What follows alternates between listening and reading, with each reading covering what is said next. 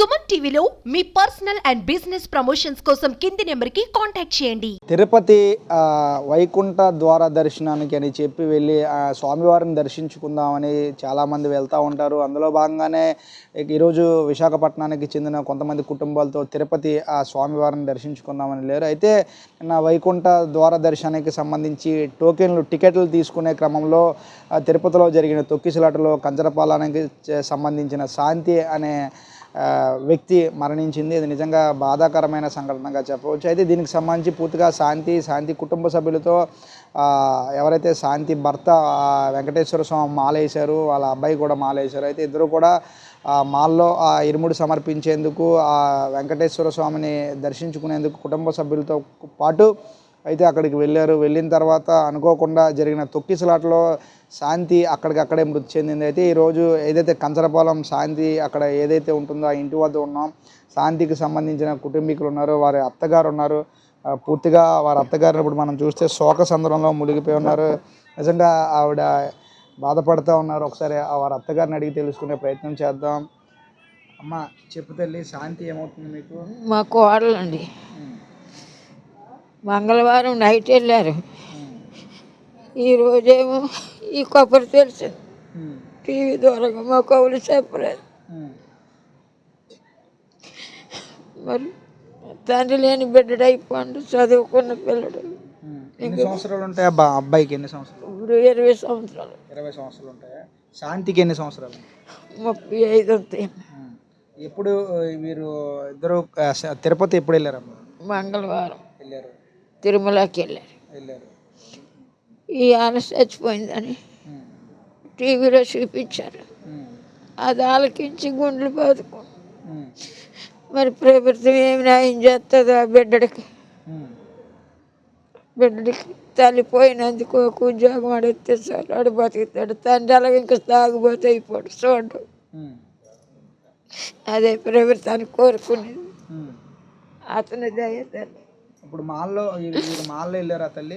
మాల్లోనే వెళ్ళారమ్మ. తండ్రి కొడుకు మాల వేశారు. మా కోళ్ళు మాల వేయలేదు, మామూలుగా వెళ్ళి వైకుంఠ పాలెం వెళ్ళిపోయింది. ఇంక తిరిగి రాలేదు. బాగా చూసుకున్నదే మిమ్మల్ని అత్తగారు? అన్నీ మమ్మల్ని బాగా. మరి వాళ్ళే పోషకారం కాదు బాబు. ఆ పిల్ల ఈ టాపీ పనులు చేసేది. నా కొడుకు దాటోళ్ళు ఉంటే వేసాడు, లేకపోతే లేదు. వీళ్ళు చాలదనేసి ఇంద్రనారం పోరుకి వెళ్ళిపోయి చదువుతుండ్రు కదా, పెన చదువుతుండ్రు ఆ గుంటలు వీళ్ళు తీయమంటే అక్కడ తీసుకొని ఉండిపోయి ఇదమ్మ జరిగింది. శాంతే పనికి వెళ్ళి మిమ్మల్ని అన్నీ తీసుకొచ్చి అత్తగారిని మామగారిని బాగా చూసుకున్నది. శాంతే పనికి వెళ్ళి చేసేది, ఆవిడే చూసేదమ్మ. నా కొడుకు మాకు తాగుబోతు, మరి ఏం చేస్తాం. ఇప్పుడు అదే నాకుంటా పోయింది. మమ్మల్ని వదిలేసింది ముసలి వెళ్ళి పోయింది. దాన్ని పట్టుకోదు. మరి ప్రభుత్వం ఏమి న్యాయం చేస్తుందో మాకు తెలియదు. ఆ ప్రభుత్వమే ఆ కుర్రాడు ఒక ఉద్యోగం ఇస్తే బిడ్డడు బతుకుతాడు. మరి అలాగే తండ్రి చోటు కదా, అది వాళ్ళు అయిపోయినా బాగొద్దు. అదే నేను కోరుకునేది. ఏసేదైవ ఇప్పుడు శాంతిని ఇక్కడ తీసుకొస్తున్నారమ్మా? తీసుకొస్తాను. రాత్రి 10-11 అవుతుంది. రాత్రి 10-11. సో ఇది ప్రస్తుతం ఇప్పుడు ఎవరైతే వారి అత్తగారు చెప్తా ఉన్నారో చాలా బాధపడుతున్నారు, దుఃఖిస్తున్నారు. ఎందుకంటే మాకు కుటుంబ పరంగా శాంతి అన్నీ చూసుకునేది. శాంతి మమ్మల్ని అంటే కుమారుడు ఉన్నాడు, కానీ కుమారుడు తాగేసి మద్యానికి బానిస అయ్యి సరిగా చూసుకునేవాడు కాదు. అయితే శాంతి మమ్మల్ని చక్కగా ఎప్పుడు చూసుకునేది. కోడలైనా కూడా కన్న కూతురి మాదిరి మమ్మల్ని చూసుకునేది. ఇప్పుడే ప్రభుత్వం ఆదుకోవాలంటూ కూడా ఆమె అత్తగారు ఈ వయసులో దుఃఖిస్తూ ఉన్నారు. అయితే మరోవైపు శాంతి అక్కగారు కూడా ఉన్నారు. శాంతి అక్కగారితో మాట్లాడే ప్రయత్నం చేద్దాం. అమ్మ చెప్పు తల్లి, నీ పేరమ్మా? జయలక్ష్మి అండి. జయలక్ష్మి, ఈ వార్త తెలిసిన తర్వాత ఏమనిపించింది? ఏమని తండ్రి పోయింది కదండి. ఆ పిల్లడికి ఆ తల్లి అంటే ప్రాణం. మా తమ్ముడు తాగుబోతులైనా సరే బాగానే చూస్తుంది అండి. అత్త మామకు బాగానే చూస్తుంది. అన్ని విధాలకు అనుకుంటే కష్టపడుతుంది. ఒడ్లో మనిషి బందోబస్తు మంచి. జబ్బు జ్వరం ఏమీ లేదు. ఏమి కాకుండా 3వ ఫ్లోర్ ఎక్కిపోతే దిగిపోద్ది మోటార్లతోటే. టాపీ పనికి వాటికి వెళ్తుంది, సిమెంట్ పనికి, సున్నం పనికి, ఏ పని అయితే పనికి వెళ్ళిపోద్ది. సాయంకాలం అప్పటికి ఇంటికి వచ్చాక అత్త మామకి అందరికీ చూసుకునే ఉంటుంది. సడాలమని యాత్రలకు వెళ్ళింది, మరి యాత్రలకు వెళ్ళి ఏడు జరిగిందో తెలీదు. ఊపిరి తాతరు అట్లా అందలేదు, మనిషి అంటుపోయారు. ఆమెసం పడిపోయి చచ్చిపోయింది, తొక్కేశారు కూడా అంట. అదేనండి. మీకు తోబుట్టువేనమ్మా? కాదండి, వదిన నా పిన్నిని అవుతానండి. అవుతారు మీరు? మా మరదలో తమ్ముడు భార్య. ఓకే. సో ఫస్ట్ నుంచి శాంతి మీరు అందరూ కలివిడిగానే ఉండేవారు? కలిసానండి, బాగానే ఉంటాం. ఇప్పుడు ఆవిడే మొత్తం పనికి వెళ్ళి అందరినీ చూసుకునేది. ఈరోజు మొన్నటి వరకు మన మధ్య తిరిగిన మనిషి ఈరోజు లేదు, ఒక్కసారిగా దూరం అయింది. దూరం కదండి, అది కోల్పోయాం కదండి. ఈరోజు మళ్ళీ ఆ మనిషి అంతా మాకు కొరుకు వస్తారు ఇంతవరకు. అయినా సరే అంత దేశానికి వెళ్ళడం అనుకుంటే దేశానికి అడిగి మాకు ఏకాదశి అంట. ఏకాదశి ఎక్కడైతే ఏకాదశి అండి, ప్రతి సంవత్సరం తిరుపతి వెళ్తుందండి. ఎప్పుడు తిరుపతి వెళ్తారు, తల్లి ముగ్గురు కూడా తిరుపతి వెళ్తారు. తిరుపతి ఎప్పుడు పూజలు పిచ్చి ఎక్కువ, చాలా ఎక్కువ వాళ్ళకి. పూజలు లేకపోతే ఏముండదు, ఒంటిపూట భోజనమే మళ్ళీ తింటుంది, నైట్ టిఫిన్ మళ్ళీని. అంత బాడీ మనిషి కూడా. అదే తన పిల్లలకి ఏంటంటే ఆ పిల్లడి గురించి ఏమైనా ఇస్తారు గవర్నమెంట్ కానీ ప్రభుత్వం నుంచి న్యాయం చేయాలని మేము కోరుకుంటున్నామండి. అదేమో మరి ఆ ఆలోచనలో మనం ఏమి లేవండి. అది ఇస్తే మా ప్రభుత్వానికి అటు రుణపడి ఉంటాడు. ఎందుకంటే తల్లి పోయింది కాబట్టి ప్రభుత్వం కానించి ఆ పిల్లడికి చదువుకున్నాడు కాబట్టి ఏదో ఇంత కొద్ది చిన్న జాబ్ ఇచ్చినా చాలు, వాళ్ళ తల్లిని పెంచుకుంటాడు, తండ్రిని పెంచుకోనికి. తండ్రి చొత్త తాగుబోతాడు కూడా, ఏ ఆధారం కూడా లేదు, ఇల్లు లేదు, పొల్లు లేదు. ఇచ్చిన రేషన్ కార్డు మీద బియ్యం మీద తినడము.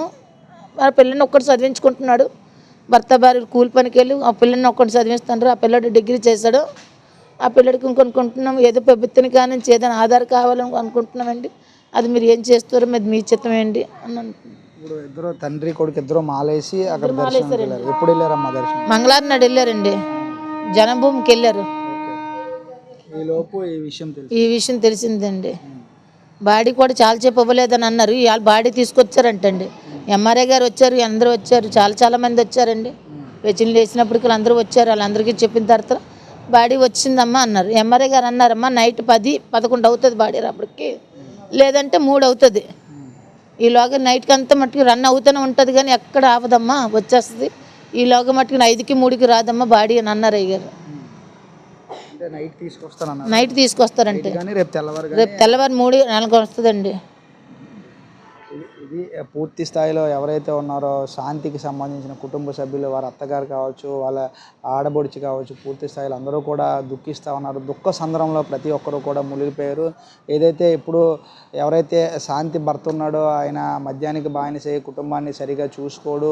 సో ఇప్పుడు కొడుకు ఎవరైతే ఉన్నారో చేతికి అందివచ్చిన కొడుకు ఇప్పుడు చదువుకుంటున్నాడు, డిగ్రీ కూడా చేశాడు. అయితే ఇప్పుడు శాంతి కుటుంబానికి వెన్నుదన్నుగా ఉండేది, శాంతి మమ్మల్ని అందరినీ పెంచి పోషించేది, పనికి వెళ్ళేది, ఎంత కష్టమైనా కూడా పని అయితే ఎట్టి పరిస్థితుల్లో ఆపేది కాదు, పనికి వెళ్ళేది, దైవభక్తి చాలా ఎక్కువ అంటూ కూడా వీళ్ళు చెప్తున్నారు. అయితే ఈ విషయంపై ఎప్పటికైనా ప్రభుత్వం స్పందించి ఎవరైతే కుమారుడు ఉన్నారో కుమారుడు ఇప్పుడు తల్లి లేని పిల్లడైపోయాడు, వాడికి ఒక ఆధారం ఒక మార్గం చూపించాలి, అంతకుమించి మాకేం అవసరం లేదు, ప్రభుత్వం నుంచి మాకు ఆ సహకారం అందించాలని చెప్పి కుటుంబ సభ్యులు దుఃఖ సందర్భంలో బాధపడుతూ కూడా ఆ అబ్బాయి ఎవరైతే ఉన్నారో శాంతి కుమారుడి కోసం ఆలోచిస్తూ ఉన్నారో, మరోవైపు ఏదైతే ఇప్పుడు తిరుపతి నుంచి శాంతి మృతదేహాన్ని తీసుకొస్తా ఉన్నారో అంటే ఈరోజు మేబీ రాత్రికి కానీ రేపు తెల్లవారుజాముకి కానీ తీసుకొచ్చే అవకాశం ఉందని కుటుంబ సభ్యులు చెప్తున్నారు. కెమెరా పర్సన్ సత్యప్రసాద్తో చందు, సుమన్ టీవీ, విశాఖపట్నం.